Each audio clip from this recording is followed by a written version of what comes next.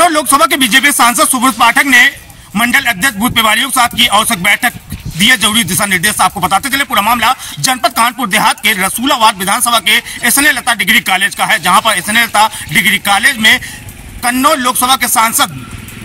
सुब्रत पाठक ने औचक बैठक करते हुए मंडल अध्यक्ष व बूथ प्रभारियों को औचक दिशा निर्देश दिए, जहां पर उन्होंने कहा कि भारतीय जनता पार्टी की तमाम जन कल्याणकारी योजनाओं को लोगों को ज्यादा से ज्यादा पहुंचाया जाए और साथ ही लोगों को जागरूक किया जाए। वहीं पर मंडल अध्यक्ष सहित बूथ प्रभारियों सहित तमाम बीजेपी कार्यकर्ताओं कहा कि अपने अपने क्षेत्रों में भारतीय जनता पार्टी की तमाम जन कल्याणकारी योजनाओं को बताते साथ ही उन्हें योजनाओं का लाभ मिल रहा है उस पर भी गौर करें। साथ ही बूथ प्रभारियों को कहा कि जिस तरीके से विपक्ष लगातार मतदाताओं सूची में छेड़छाड़ कर रहा है और मतदाताओं के नाम कटवाए जा रहे हैं, ऐसे में पुनः निरीक्षण कर उन मतदाताओं के नाम बढ़वाए जाए, साथ ही जितने नए मतदाता उनके भी नाम बढ़वाए जाएं। जब मीडिया ने बात की तो उन्होंने कहा कि विपक्ष परिवारवाद की राजनीति करता था, वहीं पर भारतीय जनता पार्टी ने परिवारवाद की राजनीति को खत्म कर दिया। अब देखना यह है कि आखिर में मिशन 2024 को लेकर जिस तरीके से बीजेपी व सभी दल के नेता अपने अपने क्षेत्रों में जाकर जनता को ज्यादा से ज्यादा यानी जोड़ने का प्रयास कर रहे हैं और मिशन 2024 में अपनी अपनी जीत सुनिश्चित करा रहे हैं, तो क्या आगामी जिस तरीके से भारतीय जनता पार्टी के सांसद व विधायक व जनप्रतिनिधि बैठक कर रहे हैं तो उसका लाभ आगामी मिशन 2024 में एक बार भारतीय जनता पार्टी को मिल पाएगा या नहीं। वहीं पर भारतीय जनता पार्टी के सांसद सुब्रत पाठक ने कहा कि आगामी 3 फरवरी को पिता स्वर्गीय ओम प्रकाश पाठक की पुण्यतिथि है, जहां पर 5वीं पुण्यतिथि और ऐसे में सभी तमाम बीजेपी के कार्यकर्ताओं को आमंत्रित करते हुए कहा कि कन्नौजी माटी समागम के अंतर्गत मातृशक्ति के तहत ये कार्यक्रम रखा जा रहा है, जहां पर सभी भारतीय जनता पार्टी के तमाम कार्यकर्ता पदाधिकारी इस कार्यक्रम में पहुंचेंगे और सभी कार्यकर्ता ज्यादा से ज्यादा इस कार्यक्रम में पहुंचकर अपनी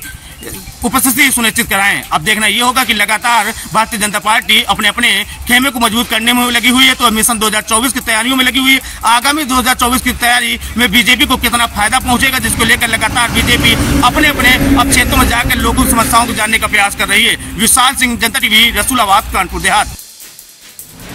हमीरपुर जिले में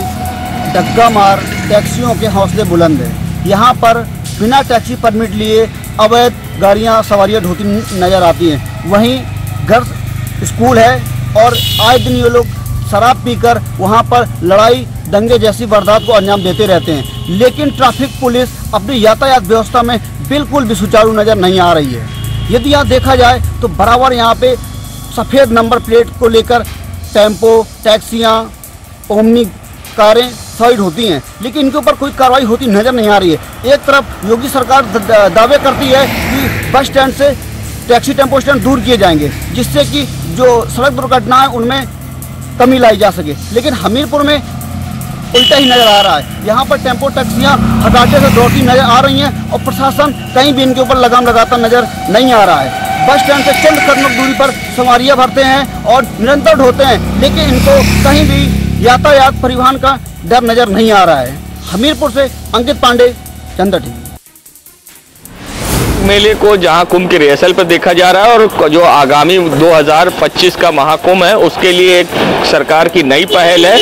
जी हाँ, बता दें जहां अब आम आदमी को जो लाखों श्रद्धालु विश्व से यहां आएंगे और यहां के जो खुद लोकल श्रद्धालु हैं उनको ये सुविधा मिल सकेगी, जिसमें 5 रुपये में भरपेट नाश्ता और 10 रुपये में भरपेट भोजन मिलेगा। ये व्यवस्था सुबह शाम दोनों से होगी और सबसे बड़ी बात खास इसमें ये है कि जो लोग यहाँ पर रहेंगे उसको तो भोजन की व्यवस्था होगी, मगर महाकुंभ के बाद भी ये चलाने की व्यवस्था तैयारी है माघ मेला क्षेत्र के आसपास।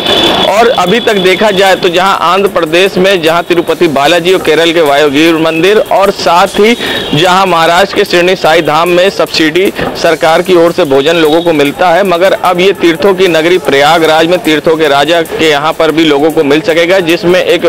लोगों को आनंद होगा और एक प्रसाद कहे या एक आम जनता को भरपेट भोजन मिल सकेगा। और ये सरकार की एक अच्छी कदम है, जहां ये माघ मेला प्राधिकरण की ओर से बैठक की गई थी, जिसमें ये सहमति सभी की ओर से मिली है और इस योजना के लिए जल्द ही टेंडर किया जाएगा और जिससे कि ये सुविधा चालू हो सके और लोगों को तक जल्द ही भोजन और नाश्ता भरपेट कम दामों में मिल सके। जनता टीवी के लिए सैयद मोहम्मद आमिर, प्रयागराज।